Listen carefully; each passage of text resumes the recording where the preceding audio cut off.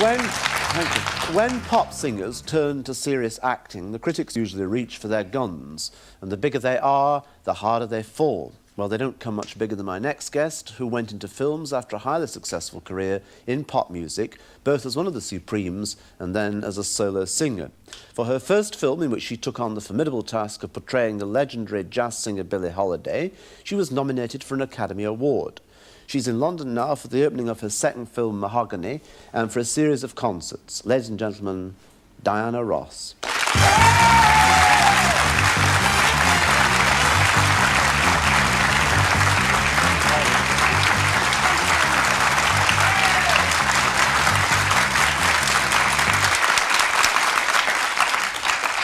Thank you, Russell. I've seen you around the last day or two, and I'm quite pleased by the way you clap everybody else. It's quite pleasant to have the star applaud the audience. Well, thank you. I think that they deserve it. You know, you see, I serve them, but really, in truth, they serve me because I get my happiness from the audiences. And are you a happy person tonight? Yes, I am.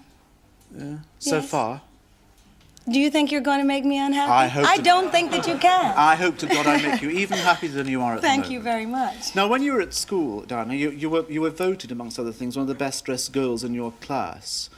And obviously, you've carried on the tradition. I mean, do you take great pains about being the best in everything you do? I like very much to be the best. I think it's expected of me. I expect it of myself.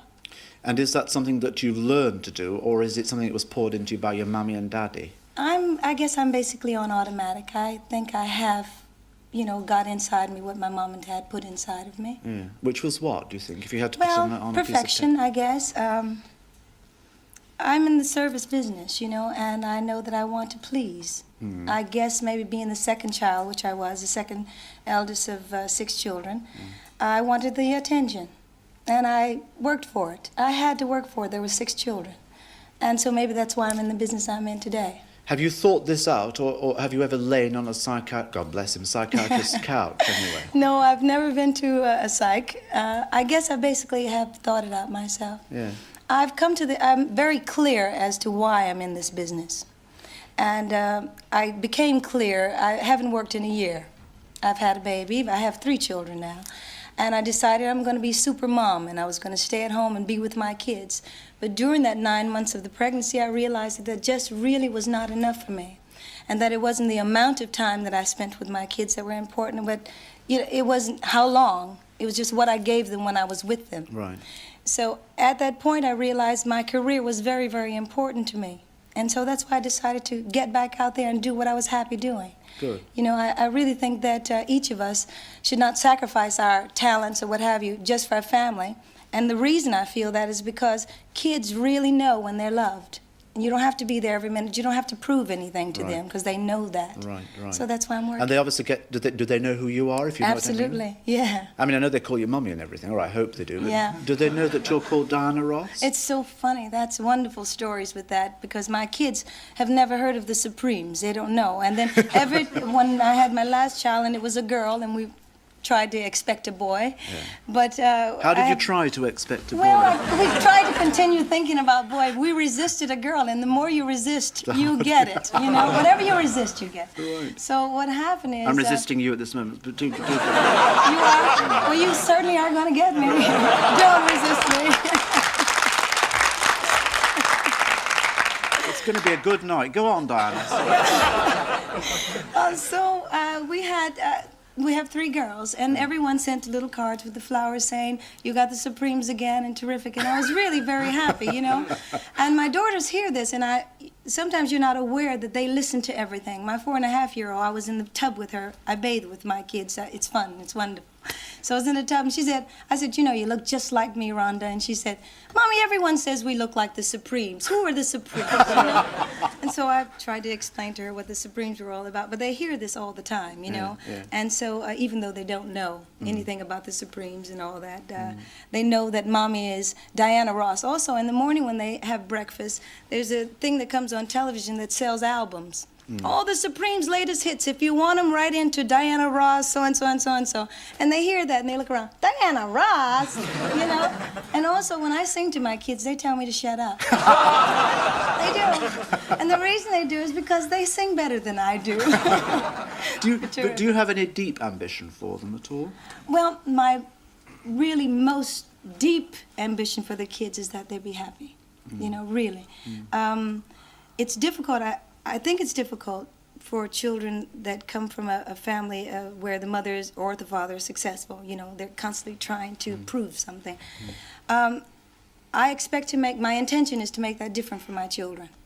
I have two I know are very, very bright. The little one, I can't tell. She just smiles at me all the time. I don't know anything that much about her. But they listen, and I think that they're going to be themselves. If I can just really prepare them to be strong, and they are going to be what they're going to be. I give them a lot of love and a lot of attention, and when I'm with them, I'm really with them. In other words, sometimes I realize that people are with their children, but their mind is on something else. So when I leave my work and I go home with my kids, I'm really with my kids. You know, it's the way I've got it planned. So my intention is that my career and my family life is going to work very well together. I don't think either one has to suffer. Are you, in all this, which is very voluble and very interesting, are you aware of things like chance and accident and disaster that might come in and stop this plan that you have evolved? I mean, you seem to me to have everything neatly sorted out, and it's very enviable. You think I have it too planned? No, I'm not saying you have it too planned. Well, you see, I do think we have a choice in what our lives are going to be like. You see? We don't have a chance about what's going to hit us when we don't know. Okay, let me tell you this. My impression, I have a certain, I guess, positiveness about my life, but I realize that every time I create a positive thought in my mind, also I create a negative thought. It's just like, I'm going to be very successful. And my mind said, oh, no, you're not, you know? Okay? So since I create positive and negative, it's which one I give the most attention that is powerful. When I think positive constantly, it's very powerful, and it controls me. If I think negative all the time, it's going to control me too. So right now, my positive thought is there is going to be no disaster to destroy what I have planned for me and my family. And if there is, that's life. You know, and I can accept what I get. My intention is for it to work and to be successful, and I will accept what I get. See, I don't have any choice about what my life is going to be like. The only choice I possibly might have is how I'm going to react to it. You know, and I mentioned to someone the other day that if you've heard that the poem "If," you know, they said something about success and failure. If you treat those two imposters the same, well, that's my plan. You know, I get very emotional when I start. That's my plan. If I'm successful, I want to treat it like I'm successful. And if I'm unsuccessful, I want to treat it the same way. I really do. And that's my plan.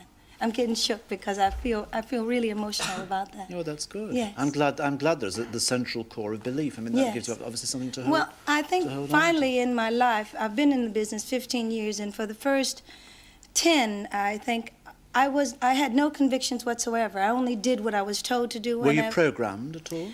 Well, I guess you really are. I guess most of us are programmed. I'm sure you're programmed every time the tube goes on, you know what I mean, and your letters and what have you. But I know that I've gotten to the point that what works for me, and I noticed that it works for me, is for me to be totally honest. Yeah. And honestly, that's what I feel right now. Tomorrow it may change. I don't know what my future's like. But I know that if I'm totally honest, I can't go wrong. The truth will set you free, you know, and that's why I feel I have Even nothing though it's to harsh hide. at time, it is well, harsh that's at time. absolutely. You know, For instance, when you told the other Supremes that you were going to quit, then was that a harsh moment? Okay, I want you to know I never told them that. Well, when it when it happened. When you know, it happened. Was it harsh for them? Yeah. No. See, because the main Supreme that we discussed it with, see, Florence had left the group many years before I left the group. So we had an addition come in, which was Cindy Birdsong. Right. And Mary and I, when Florence left, sit down and discuss what is our future going to be like. Mary said, well, I think I want to get married, and I don't know, if it doesn't work for me, I'll get married and go on. And I said, well, I want to pursue my career. I don't have a love that I want to be with at this time. I want to be in show business. You know, it's in my blood. I want it. And Mary and I discussed, if this is what's going to happen, then what are you going to do? I said, well, if you leave me, Mary, then I'll go out on my own. Well, Mary didn't leave, and she didn't get married. Mary decided that she wanted to go on and work with me, and I pulled out because the responsibility, I was accepting more of the responsibility for the Supremes. I was doing all the work, all the recording and what have you, and it was Mary's decision that since I wasn't getting any more money, we were splitting money 3 ways, that at least my name should be out in front. Right. You see? So my name was put out in front and went on to Diana Ross and the Supremes, and the world tried to make that problems for us. I mean, advertisement, write-ups, and interviews or what have you, tried to make that difficult for us. And it really did, because after a while you start believing what you read, you know? But Mary and I are very clear as to what the changes were and why they went the way they did. Then as you grow up and get mature, you have a certain amount of faith. Our roads went different ways. You know, my life took a different road than Mary's did. Did that demand any kind of bravery on your part? Absolutely. Were you nervous about what the people would say? I'm nervous right now today. I'm nervous all the time. I don't know what to expect. All I know is I want to do well. Where does all this energy come from? I mean, you talk not like a kind of Niagara, which is good, thank God. Sorry about that. No, please. I mean, please don't apologise for that. Okay. Where does it come from? This kind of electricity. Is it something which is to do with your family, or is it something to do with the fact that you're a coloured lady or a black lady, shall we say? Do you know where it comes from, or is it just entirely you alone? Is it just I haven't always been this way. I really do feel that it's a matter of maturing and my just taking a look at who I am and what I wanted out of life. But and you how do work happy I hard, was. though, don't you? Yes, I do. I like to work.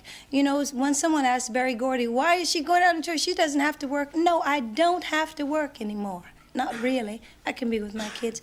I enjoy it. I don't have to make any money on this tour. Yeah. I really don't. It's a certain amount of things that is expected of me, and I don't know, that just keeps me going. I'm alive. I have to move and do things. I can't You just... sure as hell are, baby, I'll tell you. And if, whatever energy that I possibly have, if I create that for other people, that's what I'm here for. You know, I have a purpose. I never really knew what my purpose was until maybe a couple years. Are you into religion in any way? I think I'm on the path of a spiritual awareness. I don't know really so much about religion. I never really, until recently, took a look at myself in this universe, and I guess I'm on that path. I really don't know. See, I have a certain amount of understanding about my life, and I'm holding it in the palm of my hand. And I don't want to hold it too tight because it'll come out. It's like sand, you know? Or toothpaste. And then I don't want to lose it like that. So I want to hold it gently and hold on to what I have become clear on. You know you'd be a marvellous preacher, don't you? Know that, do you don't think so? Yeah, absolutely. I don't want to preach. I just want to be understood, that's all. Well, now look, when you were offered the Billie Holiday role in Lady Sings the Blues, yes, there must have been a lot of people who said, God in heaven, what are they giving it to her for? Yes. What kind of qualification does she have? Yes. Did any of that reach your ears? Yes. Did people say rude things about that? Well, a lot of times that only makes a person stronger. Right. You know, when I was in school, I went to try out for a play, and my teacher told me, you have a good voice, Diana, but, you know, do something else. Do domestic work. You know? I don't know what his meaning was, but it only made me fight harder. Right. When they talked about Billie Holiday, I had to... I was really frightened. And even the day before we started, I called Berry Gordy and I said, I'm scared to death. And I think a lot of times by verbalizing what you really feel, you can get off of it. Right. I knew I had a lot of work to do, and I don't mind working. No one's ever told me my career or my life was going to be easy, you know, and I didn't mind working at it, but I knew that a lot of people knew her and expected a lot, and I never saw her before. So what I got to is that I could use Billie Holiday's situations, but still play myself. In other words, it was very much me on the screen, but I was playing Billie Holiday's situations. I realized nothing ever changes. Those ladies were the same as I am. Billie Holiday, Josephine Baker, Bessie Smith out the Waters, they all wanted the same thing, you know? But except that you know yourself better than Billie Holiday knew herself, sure. Well, a lot of us are victims, too, you know. I'm not a victim. Nothing is, I want to say the word, but I can't say it. The world is not me. I am not a victim, you know. Right. So even when I am a victim, I take a look, okay, Diane, you're doing this to yourself, you know.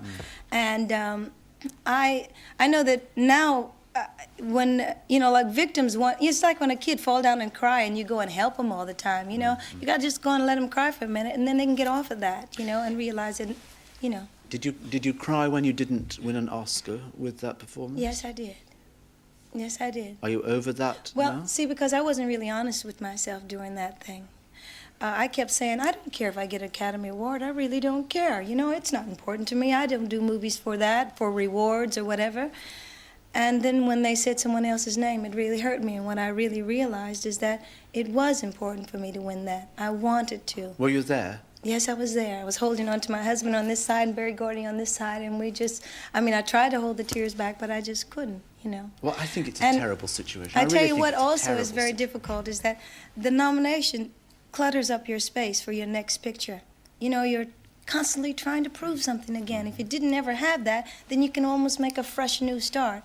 So I've decided that I'm not going to let that clutter up my thing. I'm going to let it add to my space of doing the next picture. That's a part of the Ross positive thinking scheme, Yes, isn't it? yes. You know, But that what- really works, Good. you know. Right, right. I Maybe mean, I've learned a little bit tonight. We've said it so much, it's like talking about sex or love or soul or that, and you use it and it doesn't mean that much, but positive thinking is very, very important. Shall we think positively and have a little bit of a look at your new film, Please which do. is Mahogany, which Yes. this is a story where you've been followed to Rome by your boyfriend, and after one of those Dolce Vita parties, he tries to persuade you to return to Chicago with him, but No you way. take a different view. Mm-hmm. You know what you found? You found a success, Brian. I'm a success, and you can't stand it. Me, Mahogany. Well, you may think you're a success, baby, but you're all alone. Are you kidding? Did you see those people? They love me. They all love me. The men love me. The women love me. Mahogany. They don't love you. They love some kind of cartoon character that madman made up in his sleep. Freak of the month. That's what they love. Freak. Tracy, look, if you stay here, you're in for a lot of trouble. The only trouble I've ever had, Brian, is from you. You come limping over here saying, Tracy, I love you. I need you. Sure you need me. You want to know why? Because I'm a winner. I'm a winner, baby. These people love me, and you can't stand it because nobody loves you. Oh. I thought somebody did. Well, nobody does, and you want to know why? You want to know why? Because you a loser. You're a loser!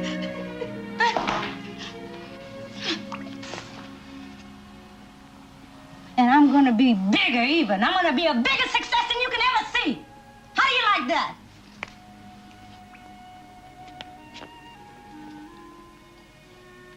And let me tell you something, and don't you ever forget it. Success is nothing without someone you love to share it with.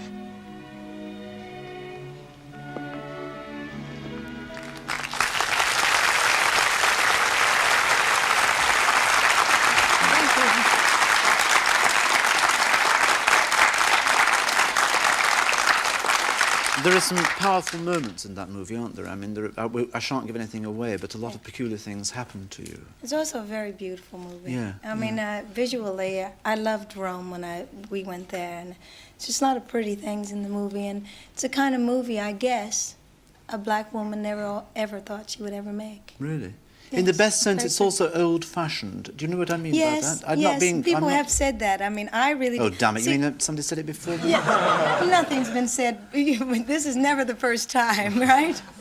But I just, you know, I feel like the movie is old-fashioned, but yet very today. You know, because I don't think years ago a black woman could have ever gone to Rome and become such a big celebrity or a big whatever. And You had a I'm large, really quite proud of a that, large yeah. part in the movie as well. I mean, I mean, in the hand of them. I mean, did you design the clothes you wore? Well, that's kind of a long story, but I begged, you know, to design the clothes because in high school I majored in fashion design, costume illustration. I had a pretty good background in that. That's what I thought I wanted to be. Singing was fun for me. Play, games, you know, and I enjoyed doing it. And then when the movie came along, I said that would be great research for me to do the movie. I could spend time finding exactly what a designer has to go through to make a collection. I have got some very important news for you to close with, which is this, that Yes. you're going to be very blessed in this country by spending your birthday, and I will not be ungentlemanly in saying which birthday, but you're going to spend it in the city or the town of Blackpool. Now, have you ever heard of Blackpool? No, not really. I mean, I have, but I mean, I don't know it to recognize Oh, it. boy, have you a surprise in store. Would you tell me about Well, it? on March 26th is your birthday, isn't it? Yes. And that night you're going to be And I in really don't mind you telling me how old I am, because most of the people who has been with me throughout my career know how old I am. I would not dream of asking how old you are. I'll be 29 forever. Well, when you get to Blackpool, there are 3 piers, P-I-E-R-S, maybe P-W-E-R-S as well, who knows, to choose from. And I hope whatever happens there and everywhere else is as successful as what I think you have done for me tonight. And thank you very Russell, much indeed. thank you so much. It's Diana been my Ross. pleasure. Thank you. Would you stay there?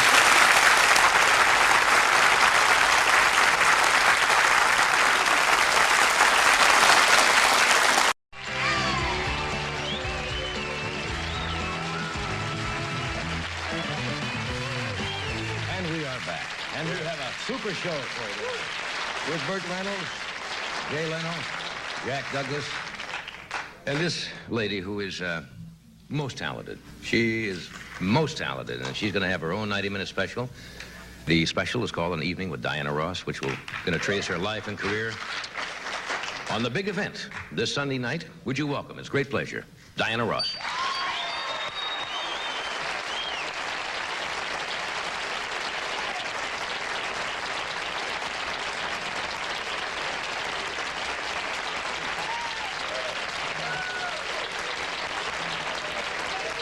How you been? You've been on tour, haven't you, for a while? I just got back. We got back 2 days ago. Yeah. And it was a 6-week tour. Went to a lot of cold weather, Chicago, You were back below east. zero weather. And I came home to catch a cold. Yeah, isn't that Chicago, strange, though? Philadelphia, Pittsburgh, Boston, and Detroit. I went home. Yeah. Went home. It's funny, when you're in the cold weather like that, you never catch cold, but you come out here, and the Yes. temperature changes, and everybody falls apart. Actually, I found it colder last night, you know, after the wind than it was It's a over little, there. little strange here. Yeah. I'll bet it did not hurt your tennis so one bit, that kind of cold weather. I If you've don't play you- tennis very much. No, I no. mean your attendance. Oh, my Tennis. attendance. Oh, you know, I think about that because most of the time when I see you're you, right. I'm it's talking at tennis games, right? Yeah. No, it did not. It did not. In fact, I found in Detroit that it was so nice to be back home. I found myself That's home, rather. doing more talking than singing. Yes, Detroit's home. You're all your old friends. How do you handle it when a lot of people that you know, you don't have time to see all your old friends, of course, and they call you, they say, hey, why don't you come over, Dinah, let's have a little dinner tonight and just sit around, and it's tough, isn't it, sometimes, when you Well, just don't actually, have the time and you this can't trip, do it all. In Detroit, I made time to see all of my friends, and I made time to see 250 students, high school students and college students who wanted. It's amazing when you leave home and then come back, and then all of a sudden they want to know, they want some advice. You know, Yeah. all of a sudden I said, why should I be giving advice or saying, I can only tell you what's happened with me and what's happened to my life. And in the 15 years of my career, I got a chance to. And it was really very important because it was the kids I was talking to and And not they're the bright, aren't interviews. they? Oh, man, the questions that they asked me. I mentioned last night, I had gone back to Harvard for the weekend, and they had a bunch of students from the performing arts, and they were asking questions like they ask of all performers. And they're so bright in the questions they ask. But you can give them advice because, at least relating to mistakes or good Well, decisions that you've made. I think... What did you tell them? Not The as first thing much- they say, how do you get into show business, right? Well, yeah, I can tell them exactly what happened to Right. me. I can't really give advice exactly because what's right or wrong for a person may be completely different from myself. Absolutely. But I just tell them what happened for me and what I found out worked for me in my career and what really can work for you on the stage, you know. Yeah. And I do that, I give that advice, if that is advice, all the time. That's you know. good advice. I always said when they say get into show business, I say the smart thing is to have another profession on the side or have another talent. Yes? Like a sheep herder. You know, if this fails, you can always, herd sheep or something. Not dramatic, and you don't get a big hand for it, but... Well, I usually say to a question like that, really be devoted to it and believe in yourself. Right. And if you totally, I think if they totally do get involved in that, it really is not, you can, get another job, but if you believe in what you're going to do, And stay with it. stay with it, yeah. We're going to come back and talk some more, so stay right where you are. We'll be right back.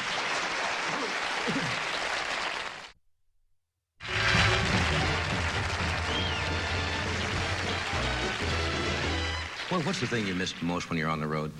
I know the things you probably hate, as all performers, are hotel rooms and... Well, this particular tour, I did find out that all tours are the same. You know, it doesn't matter whether you're starting out, when I was starting with the Right. Supremes years ago, that all the tours are the same. You find yourself spending many hours in the hotel room. On the first part of this tour, I took my kids with me, which was wonderful, because they would wake me up at 7 o'clock in the morning after I've been up very late. But, Yes. And they stayed 3 weeks, and then they went home for the second 2 weeks. And I missed them, actually. It is boring. You read a lot. You watch a lot of television and Different exercise. hotels and television never work very good. A lot of snow and a lot of lines like this. And those... You know, you're so successful now, and you've, I suppose most people looking from the outside saying, wow, you know, there's a girl who started in Detroit, a poor background, and became so successful. Is there any one thing that, as soon as you became successful, you said, hey, I'm going to get for myself? Well, a lot of people, you know, they say, I'm going to go buy the great fur coat, or I'm going to get me a big diamond ring, or, you know, something, maybe just complete luxury or silly or whatever. The first thing that I bought when we started to earn really nice salary, I bought a home for my mother in Detroit. And I think that... That's how... So that was nice. The second thing I bought myself a car. I'm one of the women that really, I love cars. You And I car love freak? to drive myself, yes. I love taking care of them. I could be a mechanic or something. And besides that, my car didn't start this morning. Is there any one thing that, this silly thing that you wanted, Well, or that you wouldn't buy for yourself? Well, actually, You know. I had always decided I would never buy myself diamonds. That was something my man was supposed to get for me. But I don't have any diamonds. What is this? That didn't go over. That wasn't the biggest hit with the guys here. So you said you wouldn't buy yourself any diamonds. I That thought should be maybe the not. thought. That was something that should be nice gifts for me, you know. But I've had to purchase them myself. Man didn't come through with the big things, huh?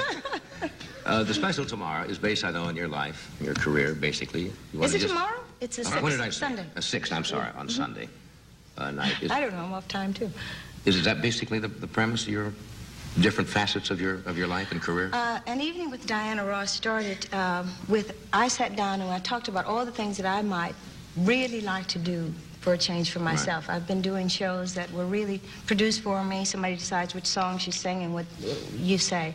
And actually, I go on an incredible memory kind of trip, if you want to call it. And it's heartwarming to me because on this particular special, I used a lot of things, memories of the Supremes and the good old days. Yeah, that's great. And I've had a wonderful, exciting career. Every time I think it's been 15 years, which is half my life. You know, That it's doesn't seem just possible already. Really, it's really been super. So and some of the funny things that happen, you know, on stage, like on the Sullivan Show, when we were tap dancing, really doing choreography, and I slipped and almost fell, but I came back smiling, you know, stuff like that. And Ed said, that's fine, really good, really good. But you know, did you know Ed Sullivan could never remember our names? He never I could. know, we All of make a sudden he jokes said, about and here it. they are, the girls here, Right. you know, or whatever. Bless his soul. We were sitting around the other night with a bunch of people, Harvey Korman, a lot of people. We started talking about Ed Sullivan, whom we all liked, and we'd Miss all him. done his shows. Yes. And even Ed kidded himself about it. He would just have those periods on the show where things would go. I remember he had Rosemary Clooney on the show one night, and she just had a monumental hit, and her career couldn't have been going better. And Ed came out and had this big introduction. He one of the really great recording stars, and all seen her motion pictures and nightclubs. Let's really make her feel at home. And the eyeballs danced, and you knew it was gone, and the introduction was, come on out here, honey. That was it. It's really... It just went. Lots of wonderful stories. Lots of that. Once we made a quick change on the stage on the Sullivan Show, and I got locked in the elevator. And he could, Diana Ross will be fired for this, you know. But those are wonderful things that I put into this special. Actually, it's like a story about my beginnings, and you were kidding in the front of the show about roots. Right. Because it's really about my roots, how it all started, and the wonderful years with the Supremes, which is almost a chunk of musical history for me in Right. itself. Well, of course And it is. The Super Duper Supremes. Remember that? And here they are. Yes. Those are the girls. And in fact, Sunday, the 6th, is Mary's birthday, Mary Wilson's birthday, which is terrific. Also, what happened in the string of events is after Lady Sings the Blues, I started being involved with a lot of the women in show business. In other words, what had happened before me, like the trailblazers, or what made it possible that I could do the kind of show that I do and be able to work the kind of audiences, and what had gone really before me. And by doing that, one time we were sitting in the meeting, you know, I said, I wonder if all of these ladies, and speaking of ladies, there was about 3 that were really important at that point because people had asked me if I would play their lives, like Josephine Baker and so on. They wanted me to really talk about that because actually it came out so extremely magical in there that they thought maybe people wouldn't really know that it was me, because after the makeup was done and the costumes How were... did they make you? You're slender. How did they make you so? Well, and the most makeup was with Ethel Waters. Right. Bessie Smith wasn't as much, and Josephine Baker was basically the eyes and teeth, you know. Really, the guy that did the makeup was extraordinary. His name was Stan Winston. He did incredible makeup jobs on Man in the Glass Booth and also in Cicely Tyson's movie. Did he do the autobiography of Jane Pittman? Yeah, he did that. He's incredible. Wow. But the makeup, and after the costumes, which was done by Bob and Ray Mackey, the costumes, and then all of a sudden, my voice started to sound different. And there are 3 completely different personalities of women, yes, yet I felt it was different faces with the same woman because the situations were very different. Isn't that funny when you step into a role or a costume and makeup that you take on, you all of a sudden feel different? Incredible, because things happen that I know that I normally do not do. Like with Bessie Smith, I finally ended up taking off my shoes so I can she's very down to earth, you know. And Josephine Baker was hot, you know, very hot lady, but very deep, very heavy in her thinking, intelligent woman. And Ethel Waters, very spiritual kind of feeling, but it was just lots of... I had everybody to leave the theater when I did it that night because I wanted, you know, to be able to kind of just stay loose and whatever happened, happened. Yeah. And so they got a few photographs of it all, you know. Like a stream of consciousness, what works. Gee, I know you've got a run tonight. The special is this Sunday on NBC, the big event. Whatever time zone it plays, I suppose it's 10 o'clock. I think 9:30. 9:30 to 11. Huh? I have an 8 o'clock over here. 8 o'clock, It's the big event this coming Sunday on NBC, so check it out. Hey, thank you, darling, for being here tonight. Johnny. Really, it's always a great kick. Thank you. Thank you, man.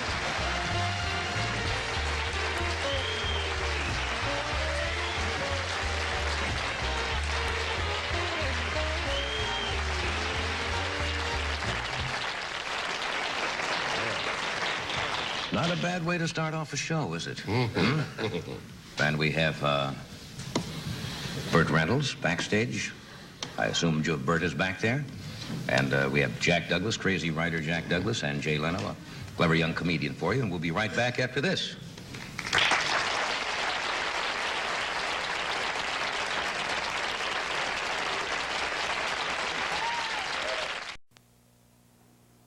This is the Universal Amphitheater in Los Angeles, California.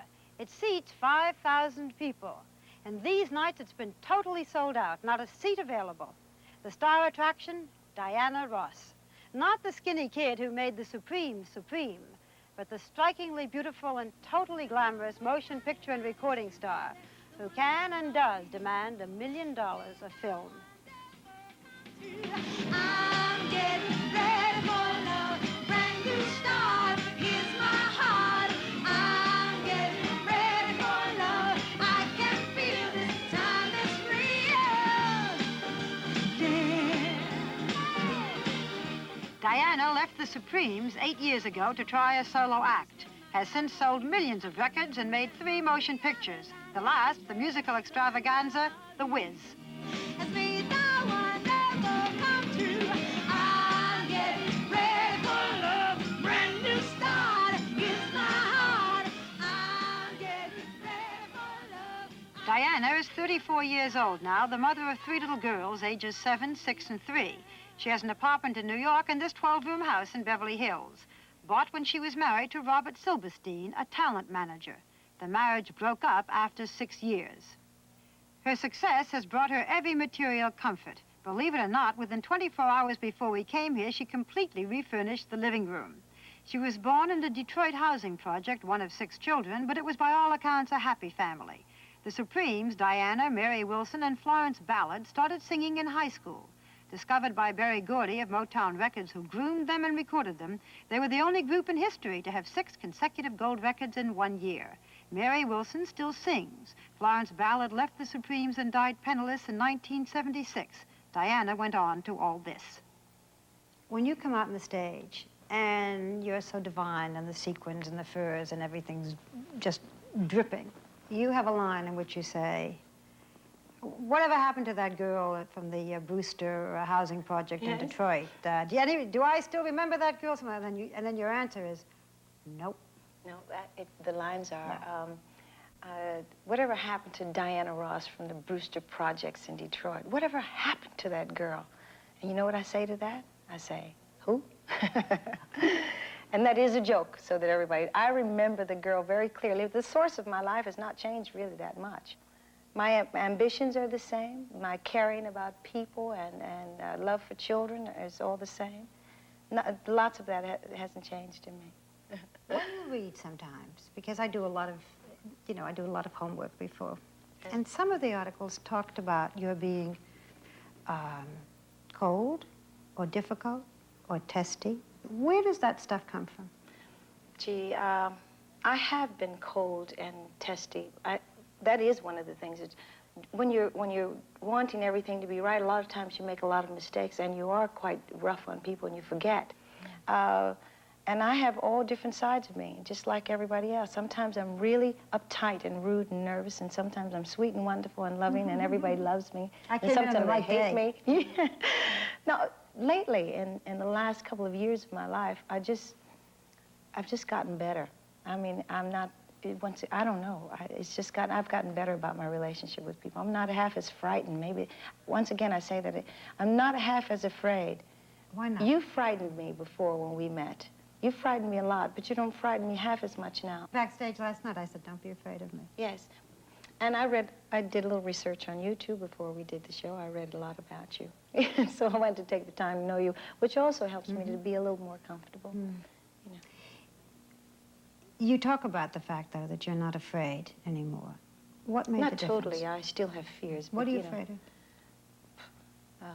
Just lots of things. Messing up, one thing, and being good, and people liking me. How could you mess up? What could you do? Well, you can.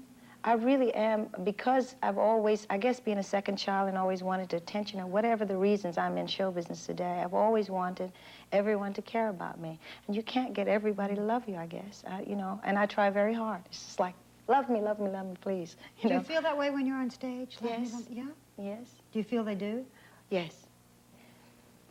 Diana, when Florence Ballard died, and she died penniless. Yes, it's so funny. I already knew all the questions you were going to ask me. You can't help but ask that. I would have thought that would have just a tremendous effect on you then. Yes, it did. It did very much. Yes. Did you think it could happen to me? Yes. Sometimes it really gets to you. And it did get to Florence at that time. Why did she leave the Supremes? I think it was just, the point of, I'm tired and I want to quit, We were working very hard. We were. It was like living out of a suitcase for 4 or 5 years. At October 15, 1965 was the height of our career. We had already worked very hard to that point. We had already paid our dues. They exhausted, We looked older then than we probably look now. In reading about you, the early days, again, one keeps reading about Berry Gordy, and that he discovered you, and he groomed you, and he made you a star. Yes. Did he make you a star? I think Berry is very responsible for my career. Could you have done it without him? No. Really? There would not have been this Diana, or a Diana Ross? No? Maybe a Diana Ross would have gotten started somewhere, but I don't think I would have gone to the, I wouldn't have done that. I wouldn't have started movies. Berry invested his savings into that first film, Lady Sings the Blues. Because of me, I don't think anybody else in the business would have put that kind of money behind an unknown singer that wanted to be an actress. If I asked you what your idea of the perfect life would be for you, what would it be? I picture myself in some beautiful home with a lot of land around me. I want some space. I want to be I want to be where there's grass. You know, I would love to have some land somewhere. The kids with you there in this Yes, perfect life? absolutely. Okay. Is there Picket a man? fence and picket fence. horses and stuff like that. Is there a husband? Yes, of course. Oh, why, of course. Because I just love the whole family unit. And to me, the father part is a very important part, you know, for So husband. you think you're going to get married again? I'd love to. Really? Yes. I don't know where he's at yet, but I would. What would you look for? Oh, someone that would understand my kind of life. You know, it's very difficult for a man, for a woman in show business, I think. I have to look and really take a look that it must be difficult if someone accidentally calls you Mr. Ross or I heard this was difficult for your husband before. I think it must have been. I don't think he admitted it, but I think finally it did get to him. I mean, it was just something that wasn't, it's not fun. Is that what broke the marriage up? I think yes. Would it make Yes. any difference whether he was black or white? Or... So that was not a problem No, itself? not at all. Never once in our entire marriage did it come up as a problem. My children are so absolutely beautiful colors. I mean, the skin colors are so beautiful.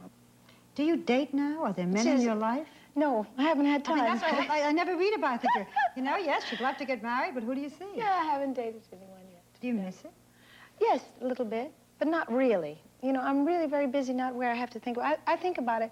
I tell you the exact times when it's very painful.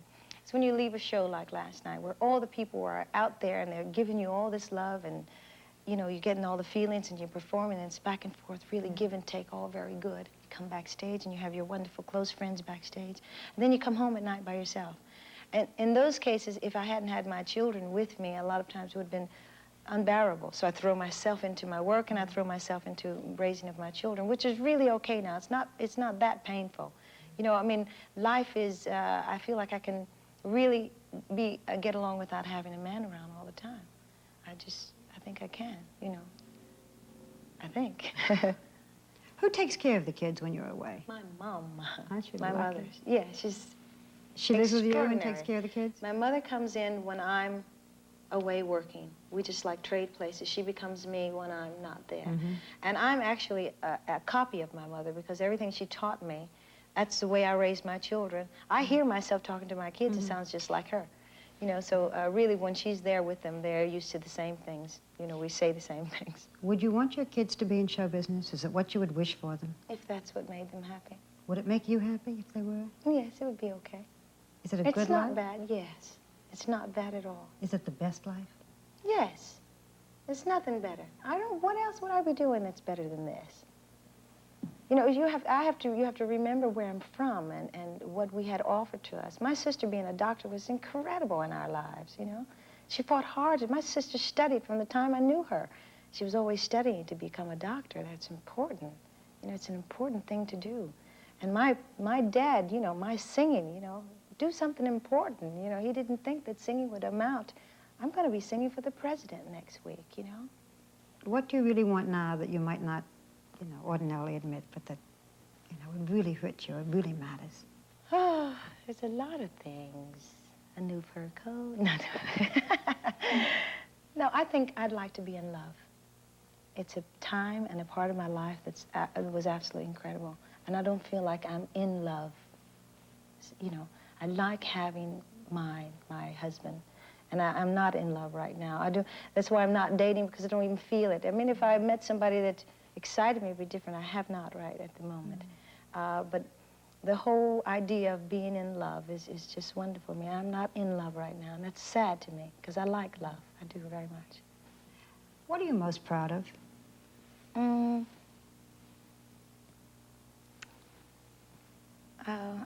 I'm proud of myself.